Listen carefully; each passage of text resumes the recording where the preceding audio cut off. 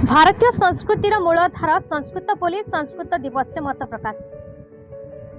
Bijepur block चारपाली सरकारी उच्च विद्यालय शुक्रवार विद्यालय प्रधान शिक्षक भार्गव नायक अध्यक्षता संस्कृत शिक्षक चंद्रमणि साहू संयोजन में अनुष्ठित विद्यालय स्तरीय संस्कृत दिवस पालित हो जाए। मुख्य अतिथि भाव विजेपुर ब्लॉक शिक्षा अधिकारी नारायण भोई जोगदी संस्कृत भाषा ही भारतीय संस्कृतिर परिचय बोली उल्लेख करते।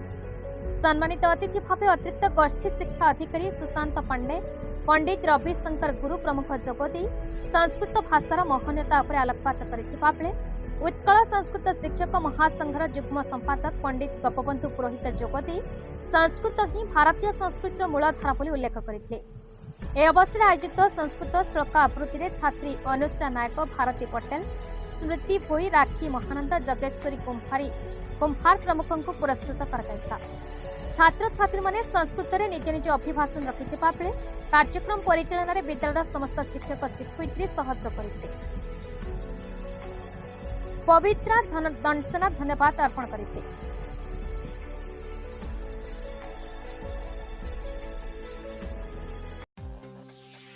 बरगढ़ जिलूर टिकलाल त्रिपाठी रिपोर्ट भारत न्यूज।